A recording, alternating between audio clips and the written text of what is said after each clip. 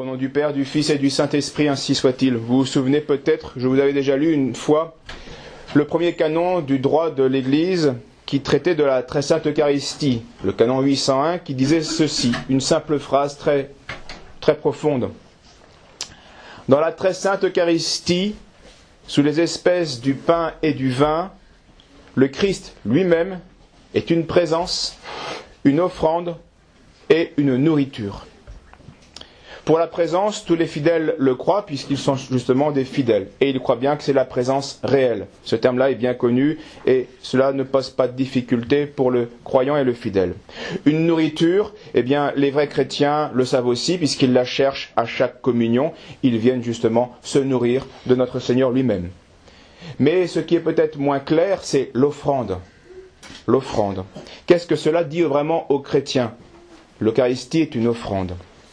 Eh bien, vous le savez, celui que nous mangeons dans le sacrement, eh bien, c'est offert pour nous. Et donc, par la communion, nous mangeons, nous communions à une victime. Jésus, bien sûr. Nous participons donc à son autel, à son sacrifice, donc à la croix. Nous communions à un sang qui nous purifie. Et nous communions enfin, et nous communierons surtout à sa victoire sur le monde et sur la mort et sur le démon.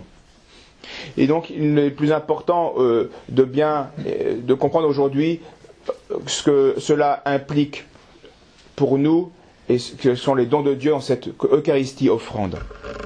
Notre Seigneur s'est fait homme, d'abord pour s'unir à nous, pour être semblable à nous, et ensuite pour avoir une chair, pour pouvoir s'immoler par son sacrifice. C'est là tout le mystère donc de l'incarnation et de la rédemption. Prendre une chair pour être semblable aux hommes, pour être parmi les hommes, et cette chair l'immoler en sacrifice pour racheter les hommes.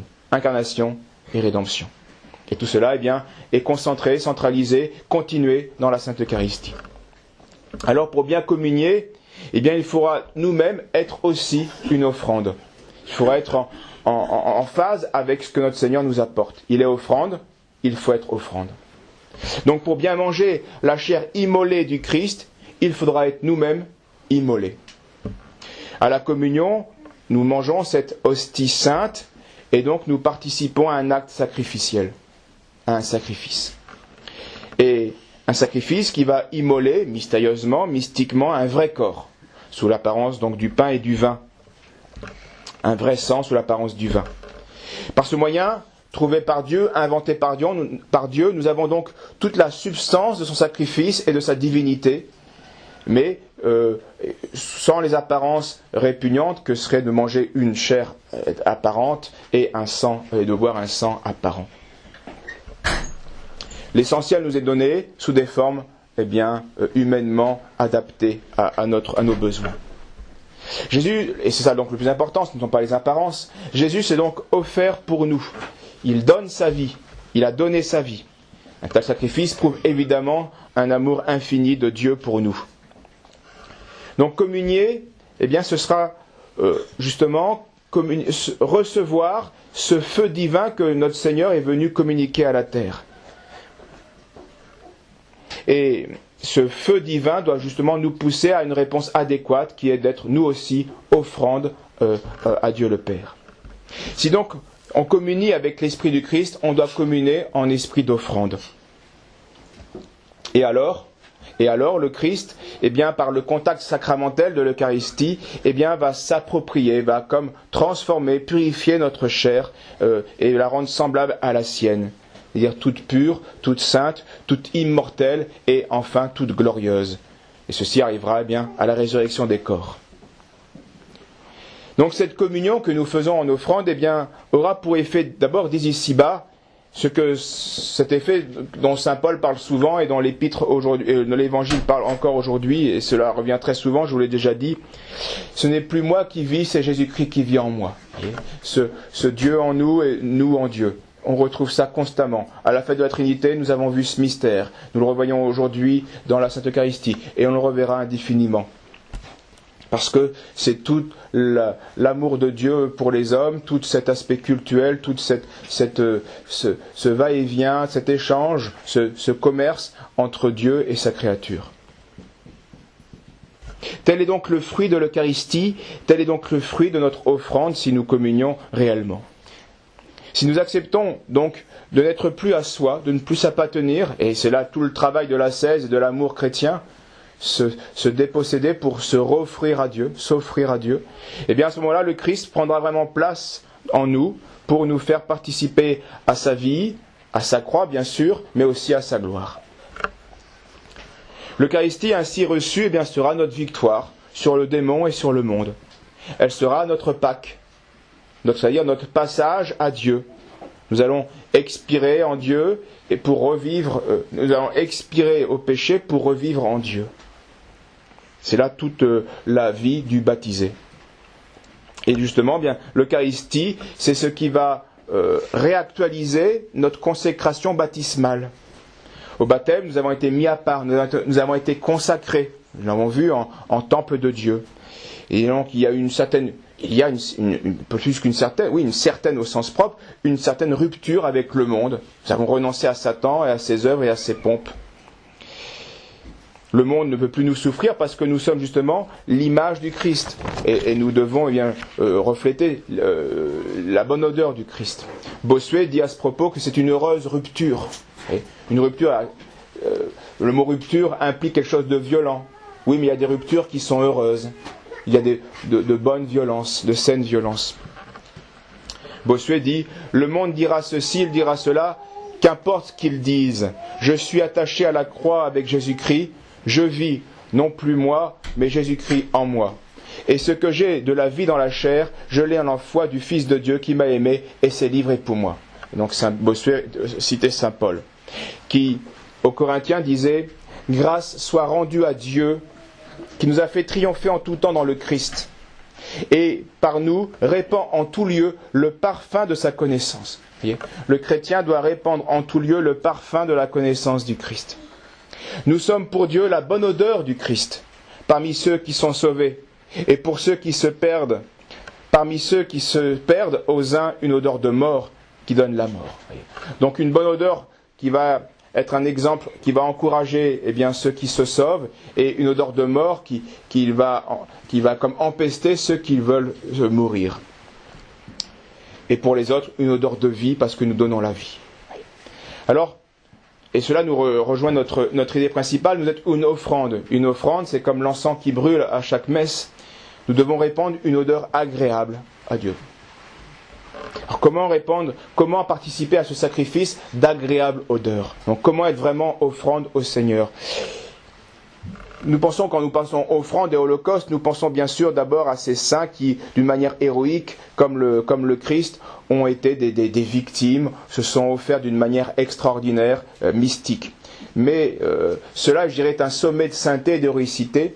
Mais tous les chrétiens sont appelés, sans aller jusqu'à ces sommets héroïques, à avoir une vie d'offrande, une vie sacrifiée, une vie immolée, sans choses extraordinaires, mais de manière ordinaire et quotidienne, simple.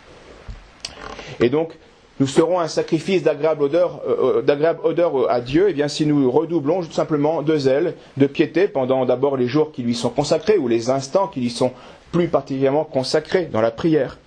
Et lorsque nous faisons tout ce qui dépend de nous, pour témoigner au Seigneur la reconnaissance qu'il doit attendre de ses créatures.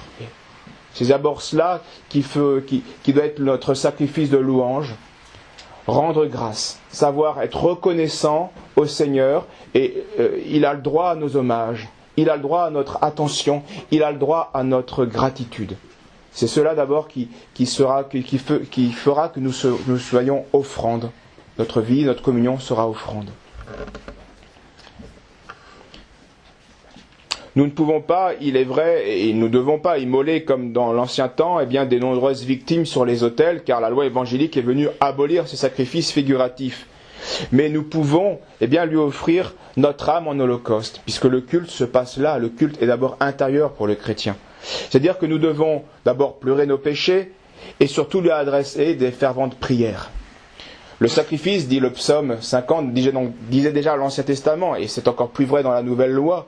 Le sacrifice agréable au Seigneur, dit le psalmiste, c'est un cœur contrit et pénétré de repentir. Donc d'abord cela, et ensuite bien sûr de reconnaissance pour le pardon obtenu ou pour les bienfaits reçus. Donc repentir, conscience de son indignité profonde et reconnaissance infinie, gratitude pour une miséricorde infinie dont nous avons été l'objet. Voilà quelle est l'offrande qu'il faut sans cesse, dans la journée, dans notre vie, bien répandre, cette agréable odeur, et plus particulièrement pour nous préparer à la Sainte Communion.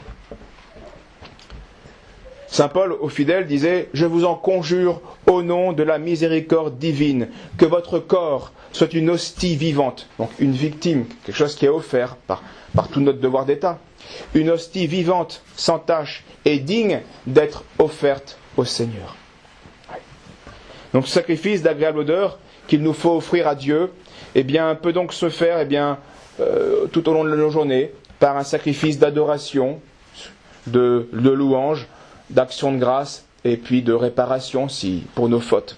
Bref, les 4 fins de la prière. Et nous rejoignons ce que nous avions déjà dit au propos sur nos homélies sur la prière.